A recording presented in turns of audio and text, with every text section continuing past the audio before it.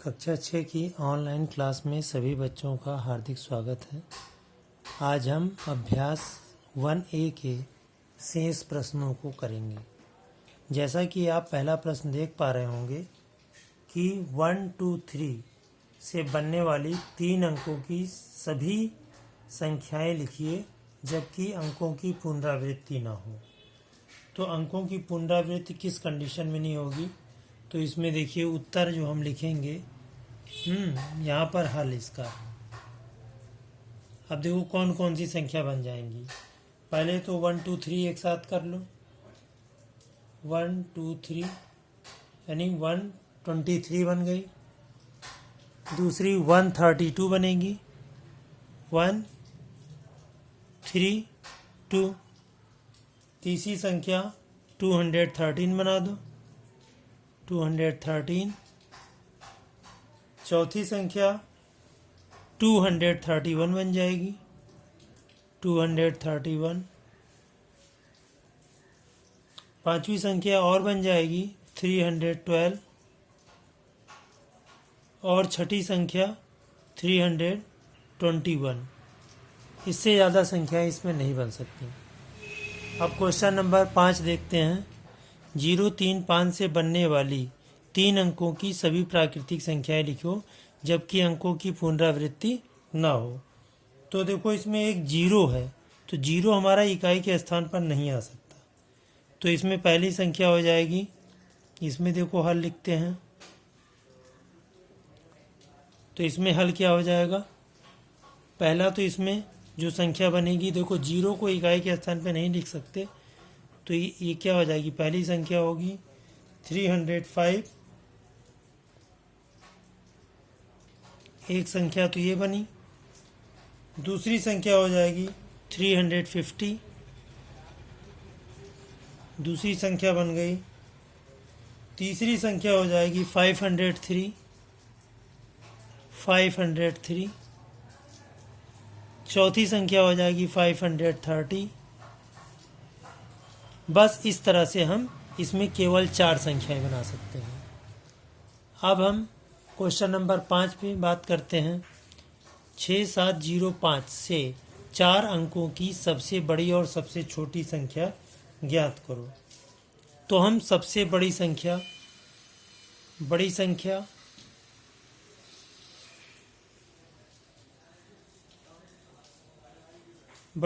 क्या हो जाएगी? सबसे पहले 7 लिख लो, उसके बाद 6 लिख लो, 7, 6 और 5, 0। ये सबसे बड़ी संख्या हो जाएगी। और छोटी संख्या देखो, सबसे पहले हम 0 नहीं लिख सकते हैं। 1000 के स्थान पे हम 0 नहीं लिख सकते हैं, तो इसमें हो जाएगा 5, 0, 6, 7। ये सबसे छोटी संख्या हो जाएगी। अगला क्वेश्चन है 7वां। 5 अंकों की सबसे बड़ी और सबसे छोटी संख्या। तो 5 अंकों की सबसे छोटी संख्या क्या होगी इसमें? यह आपको पता होना चाहिए। सबसे छोटी संख्या के लिए 5 अंकों में सबसे पहले 0 लिखो, 1 लिखो, उसके बाद 4 0 लगा दो, सबसे छोटी हो गई।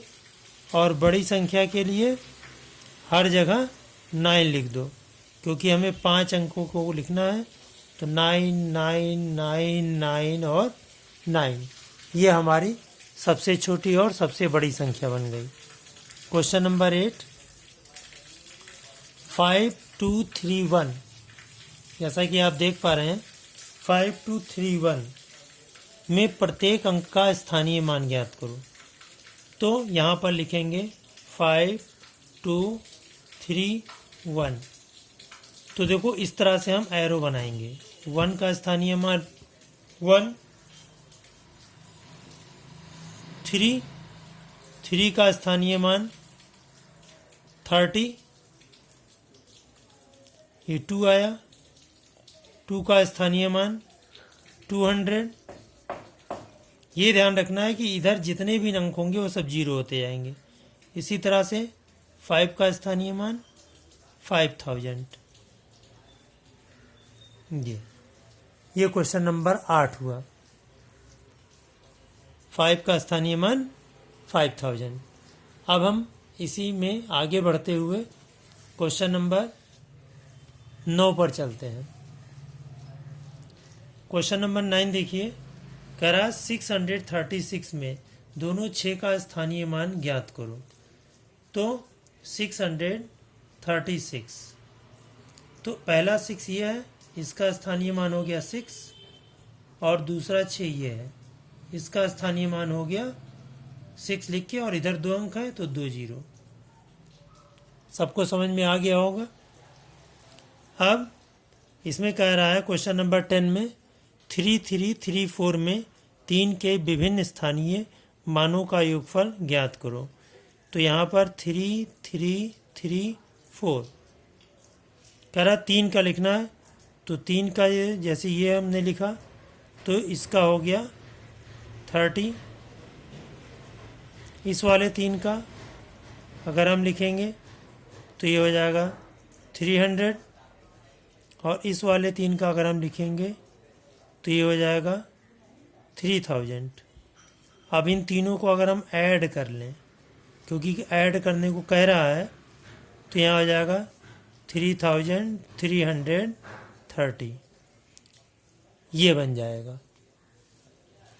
क्वेश्चन नंबर 11 कह रहा है कि 22222 यानी यूनिट, इकाई, दहाई, सैकड़ा, हजार, 10,000, 22,222 में प्रत्येक 2 का स्थानीय मान ज्ञात करो और इनका योगफल भी ज्ञात करो। तो 22,222, देखो इसमें इस 2 का स्थानीय मान ये हो गया 2, इस वाले 2 का स्थानीय मान ये हो गया 20,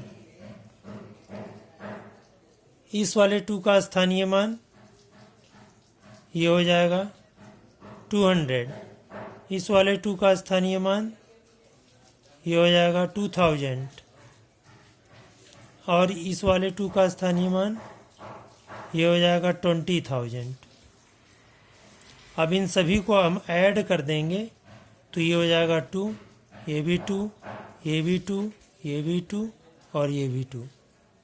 क्योंकि इसको ऐड करने को कह रहा है इसलिए हम ऐड करेंगे। तो जो अंक होता है क्वेश्चन में दिया हुआ वही हमारा फार्मूला में बन जाता है। इस तरह से आपकी ये एक्सरसाइज 1A कंप्लीट होती है। सभी को समझ में आ गया होगा।